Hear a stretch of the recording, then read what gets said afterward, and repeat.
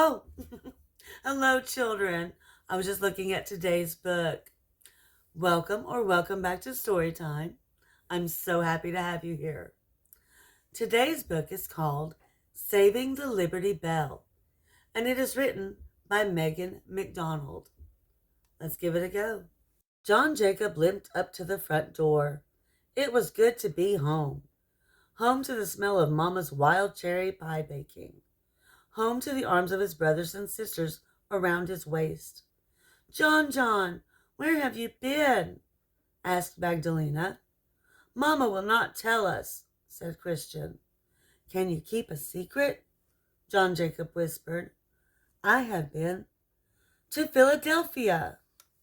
'Twas black as black night when Papa and I loaded up the wagon, and first blue light by the time we were on our way.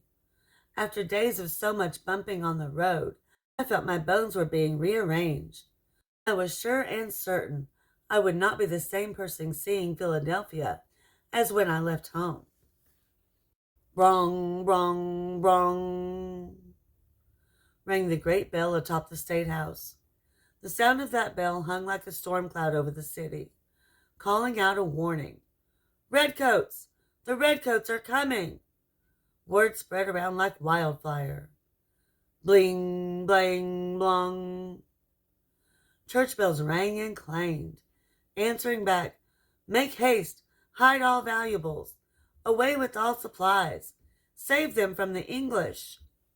See, General Howe and his troops were on the march, and sure as my name is John Jacob Mickley, they'd be looting and stealing any metal they could get their British hands on.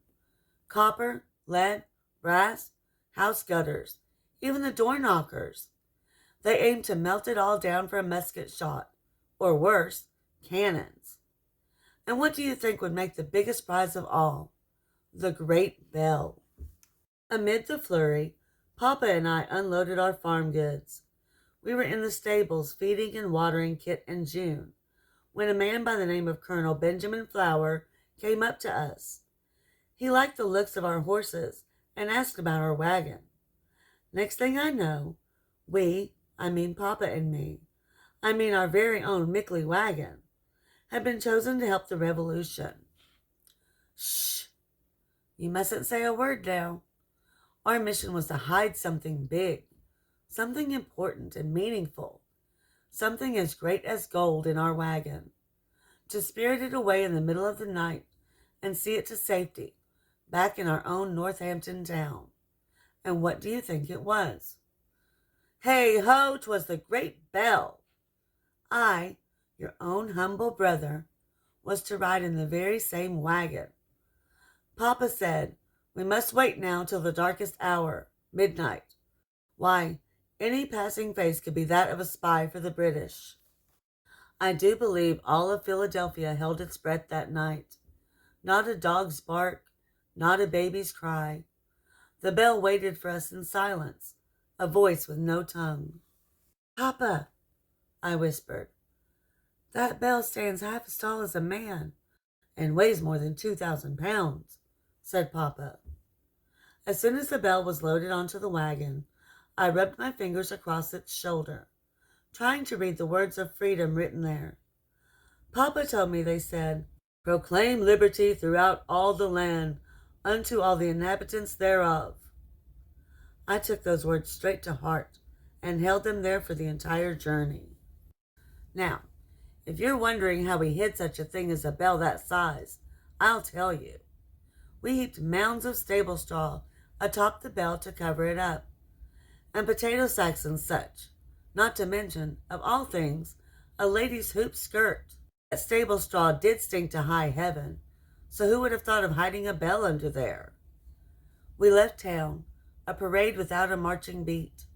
Our wagon gave out squeaky creaks at every turn and groaned like a cow birthing a calf, until I thought for sure and certain those redcoats would be upon us.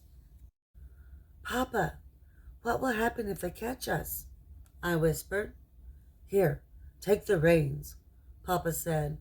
Fix your mind on something besides redcoats. As I drove the wagon north to Bethlehem, Papa told me not to worry. He said the redcoats would be fooled into believing the bell, along with 10 or more church bells, was moving east, to be sunk into the Delaware River. By the third night out, I'd hardly caught a wink of sleep, but I must have drifted off, because I woke to the sound of 1,000 hoofbeats. Redcoats! Not in all my 11 years has my heart thumped so, louder than the distant drums. Every crack of cannon fire turned my nerves to popping corn. I leaned against the bell and closed my eyes, willing myself steady. We soon hid our wagon in a small stand of trees along the Bethlehem road. It was near morning light. I prayed silently in my head that the shadows would hide us, that Kit and June would not start whinnying, that my rattling teeth would not give us away. Leaves crunched, twigs snapped. Footsteps. "Who goes there?" cried a soldier. I peered around a tree trunk. "Boy, you there, show yourself. Tell me, in the name of General Washington, what business you have here." General Washington! I could not believe my ears. 'Twas not a redcoat I saw, a soldier of Washington's own Continental Army, a patriot. I could see soldiers, horses, and wagons snaking from the horizon. 700 wagons and near 3,000 horses. What a sight! Washington's army, right here in Lehigh Valley, on their way to winter quarters. That bell couldn't have been safer. The army escorted us right into Bethlehem, where the orange-tipped trees of our own valley waved us a welcome. But 4 miles from home, crack! Just when I thought the bell was safe, I heard an ear-splitting sound. "Papa!" I shouted. There, in the middle of a square full of onlookers, came a great splintering of wood, like lightning striking a tree. Then crash! "The bell!" I cried as our wagon broke, and I tumbled to the ground right along with it. My foot turned near to the ankle and swelled like a puffball. I am sorry to have to tell you that I did yawl like a dying cat, sprawled there in the mud, while the wheelwright made haste to fix the front wagon wheel. "Hurry," Papa urged. "Anyone in that curious crowd might prove to be a spy for General Howell." There was no hiding our prize now, so the farmers hoisted the bell onto a stout wagon nearby, that of Mr. Frederick Leeser. My spirit splintered at the thought of not seeing the great bell to safety in Northampton town. That's when the kind Mr. Leeser offered, "Ride along with me. You come this far with the bell and cannot abandon it now." After the 6th night had fallen since we left Philadelphia, our wagons rattled toward home. My heart leaped high as a summer frog when I could make out the church steeple sticking up through the trees.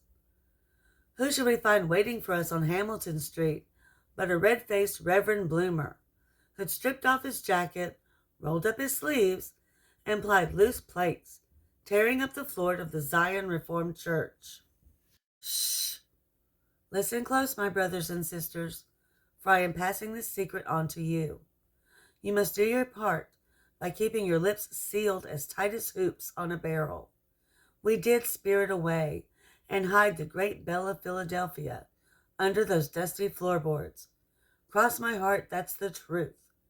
Think of it there, lifting up your feet this Sabbath as you sing your hymns to heaven. But promise me you will keep my secret, and Papa's, and all the good folks of Northampton town. Swear in the name of George Washington that you will never, not ever, tell a soul.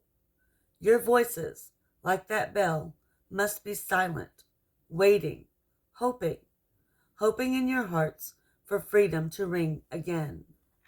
The end. There's a bit of history in the back of this book regarding the Liberty Bell. I hope when you go to the library to check this book out that you find it and you read it for yourself. All right, children, that does it for story time. Before you leave, make sure you like and subscribe so you don't miss a single story time. And I will see you in the very next video.